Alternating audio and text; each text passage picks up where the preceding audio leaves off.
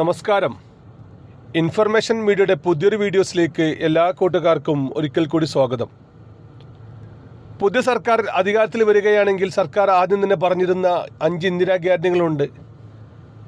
KSRTC ബസ്സിൽ സ്ത്രീകൾക്ക് സൗജന്യ യാത്ര, ഉമ്മൻചാണ്ടിയുടെ പേരിൽ സൗജന്യ ആരോഗ്യ ഇൻഷുറൻസ്, അതുപോലെ തന്നെ പെൻഷൻ 3000 രൂപയാക്കൽ എന്നിങ്ങനെ പല കാര്യങ്ങളും സർക്കാർ പറഞ്ഞിരുന്നു. അതിൽ 1-2 കാര്യങ്ങൾ ഇപ്പോൾ തന്നെ സർക്കാർ നടപ്പിലാക്കി കഴിഞ്ഞു. ഇനി നടപ്പിലാക്കാൻ പോകുന്ന കാര്യമാണ് ഉമ്മൻചാണ്ടി ആരോഗ്യ ഇൻഷുറൻസ്.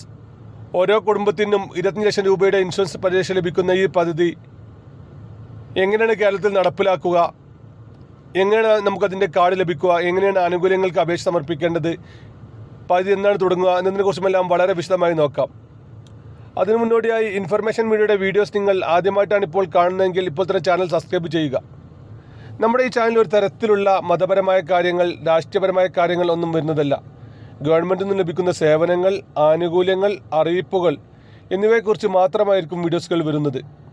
ശ്രദ്ധിക്കുക, ഗവൺമെൻറ് സേവനങ്ങളും അറിയിപ്പുകളും എപ്പോൾ വേണമെങ്കിലും പുതിയ മാറ്റങ്ങൾ വരാം. നിങ്ങൾക്ക് ഏറ്റവും പുതിയ അറിയിപ്പുകൾ ലഭിക്കാൻ ഇപ്പോൾ തന്നെ ചാനൽ സബ്സ്ക്രൈബ് ചെയ്ത് തൊട്ടടുത്തുള്ള ബെല്ലൈക്കൺ കൂടി ക്ലിക്ക് ചെയ്യുക. ഫേസ്ബുക്കിൽ വീഡിയോ കാണുന്ന ആളുകൾ ചാനലൊന്ന് ഫോളോ ചെയ്ത് ലൈക്ക് ചെയ്ത് മറ്റ് കൂട്ടുകാരിലേക്ക് ഷെയർ ചെയ്ത് കൊടുക്കുക. സർക്കാർ പ്രഖ്യാപിച്ചിരുന്ന ഒരു കാര്യം, ഓരോ കുടുംബത്തിനും 25 ലക്ഷം രൂപയുടെ ആരോഗ്യ ഇൻഷുറൻസ് പദ്ധതിയാണ്. വർഷാവർഷം പുതുക്കുന്ന ഈ ഒരു പദ്ധതി പ്രകാരം ഓരോ കുടുംബത്തിനും ഹോസ്പിറ്റൽ ചിലവുകൾക്ക് 25 ലക്ഷം രൂപ വരെ പരിരക്ഷ ലഭിക്കുന്ന പദ്ധതി. അതിൻ്റെ പ്രാരംഭ നടപടികൾക്കും അത് എങ്ങനെ നടപ്പിലാക്കാം എന്ന എന്തെല്ലാം കാര്യങ്ങൾ ശ്രദ്ധിക്കണം എന്നതിനെക്കുറിച്ചുമെല്ലാം ഓഫീസ് ഉപയോഗത്തിന് വേണ്ടി കഴിഞ്ഞ ബജറ്റിൽ തന്നെ 10 കോടി സർക്കാർ മാറ്റിവെച്ചിരുന്നു. അവരുടെ റിപ്പോർട്ട് ഇപ്പോൾ വരുന്നുണ്ട്.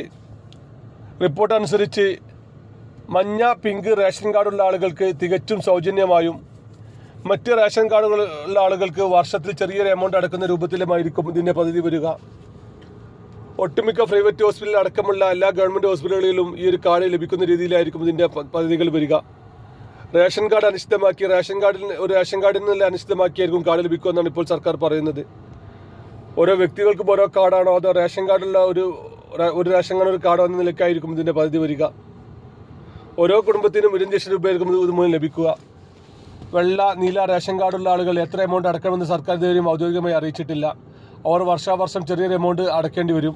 അതുപോലെ തന്നെ മഞ്ഞ, പിങ്ക് റേഷൻ കാർഡുള്ള എല്ലാ ആളുകൾക്കും സൗജന്യമായിട്ടായിരിക്കും ഈ ഒരു പദ്ധതിയുടെ ആനുകൂല്യങ്ങൾ വരിക. ഇതുമായി ബന്ധപ്പെട്ട കാര്യങ്ങൾ സർക്കാർ പഠിച്ചു വരികയാണ്. ഇൻഷുറൻസ് കമ്പനികളുമായും സർക്കാരിന് എത്ര എമൗണ്ട് ആയിരിക്കും ഇത് അടക്കേണ്ടി വരിക എന്നടക്കമുള്ള കാര്യങ്ങൾക്ക് സർക്കാർ ഒരു കമ്മിറ്റിയായി ഉപയോഗിച്ചിരുന്നു. ആ കമ്മിറ്റിയുടെ പ്രാരംഭ നടപടികൾക്കാണ് സർക്കാർ രൂപ അതിലേക്ക് മാറ്റിയിട്ടുണ്ടായിരുന്നത്.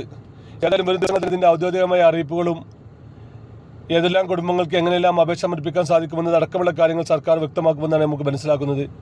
ഒരുപക്ഷെ ഓണത്തിന് മുമ്പായി തന്നെ ഒരു ഓണസമ്മാനം എന്ന നിലയ്ക്ക് തന്നെയായിരിക്കും സർക്കാർ ഇക്കാര്യങ്ങൾ പ്രഖ്യാപിക്കുക. അതിനുള്ള പ്രാരംഭ നടപടികളും എല്ലാ കാര്യങ്ങളും സർക്കാർ തലത്തിൽ പൂർത്തിയായിട്ടുണ്ട്.